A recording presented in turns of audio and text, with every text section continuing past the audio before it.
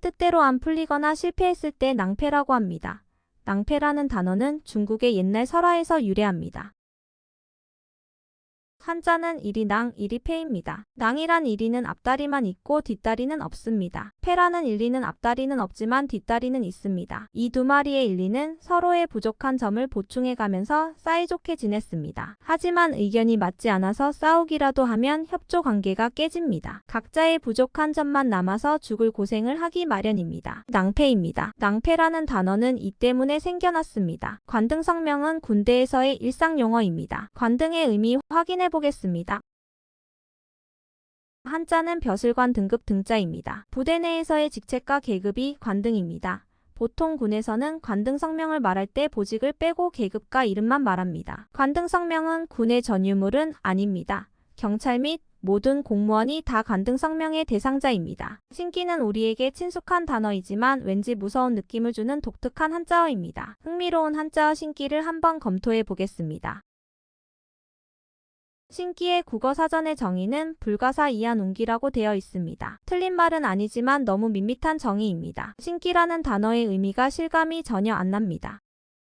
신기의 한자는 귀신신 기운기입니다. 귀신에게서 온 기운이라는 뜻도 되고 귀신 같은 기운이라는 해석도 가능합니다. 보통 사람에게 있어서 신기란 남의 속을 꿰뚫어보고 미래를 예언하는 능력으로 이해되기 때문에 귀신과 연관을 짓게 되는 것 같습니다. 그래서 신기하면 우선 무당이 연상이 됩니다. 귀신을 모시는 사람들이 무당이니까요. 신기가 강한 사람은 무당이 될 팔자라서 신내린 굿을 하고 난 후에 무당이 되어야 한다고 합니다. 이를 거부하면 신병 또는 무병이라는 걸 앓게 됩니다. 신병의 증세는 정신적, 육체적으로 다양하게 나타나는데 백인백색입니다. 그 특징은 정신적으로나 육체적으로나 감내하기 힘들 정도의 고통이 온다는 점입니다. 무당이 되기 싫어서 신내림을 거부하면서 끙끙 앓으며 버티는 사람이 있는가 하면 끝내 못 버티고 무당이 되는 사람도 많습니다. 신기는 꼭 무속인에게만 해당되는 건 아닙니다. 한국에는 개신교의 목회자 중에 신기가 강한 사람이 많이 있습니다. 물론 다른 종교에도 있지만 특히 개신교가 그런 경향이 강합니다. 신기가 강할수록 유명한 보응사가 되어 수많은 신도들을 열광시킵니다. 사실 이들은 거대 종교의 탈을 쓰고 있어서 무속과는 관련이 없어 보입니다. 그러나 그 속성에 있어서는 무속의 신기나 개신교 목사의 신기나 똑같습니다. 아마 한국에 개신교가 들어오지 않았다면 무속계에 진출하여 박수무당으로서의 크게 명성을 날렸을 사람들입니다. 신기는 외부에서 오는 것이 아닙니다.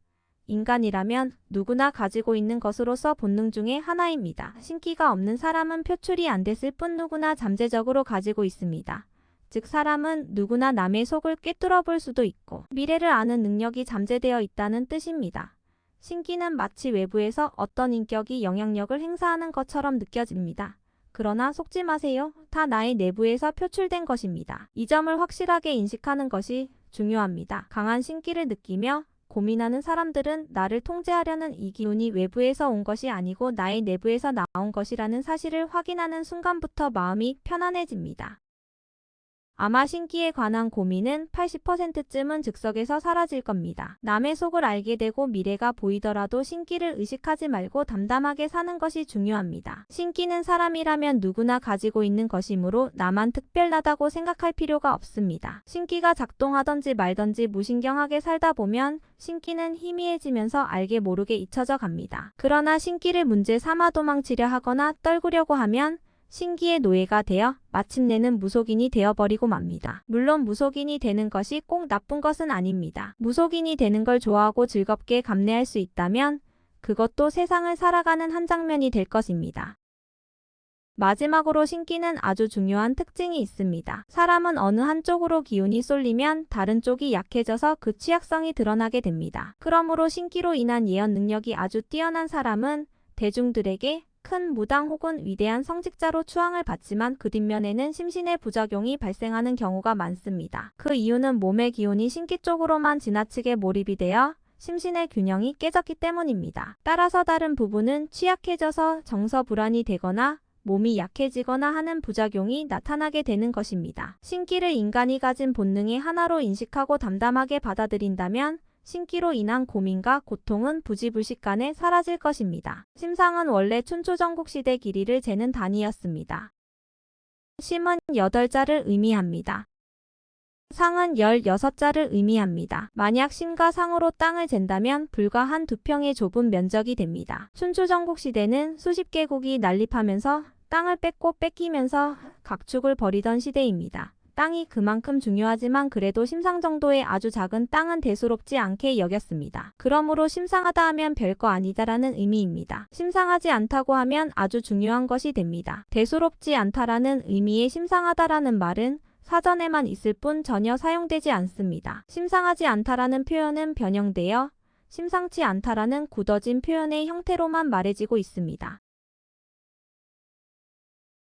사기충천의 한자는 선비사기운 기찌를 충 하늘 천자입니다. 사기란 병사들의 기운입니다. 충천이란 하늘을 찌를 듯한 기백입니다. 채권주심이라고 하면 돈 낼 것을 요구한다 혹은 독촉한다 정도의 뜻을 가지고 있습니다. 그러나 보다 강한 뜻이 하나 더 있습니다. 한자의 혼을 보면 알 수 있습니다. 추심의 한자를 보면 밀추 찾을 심자입니다. 밀추자에는 옮기다라는 뜻이 포함되어 있습니다. 채무자는 자꾸 도망다닙니다. 채무자를 쫓아다니면서 찾아낸 후 악착같이 돈을 받아내는 것이 추심입니다.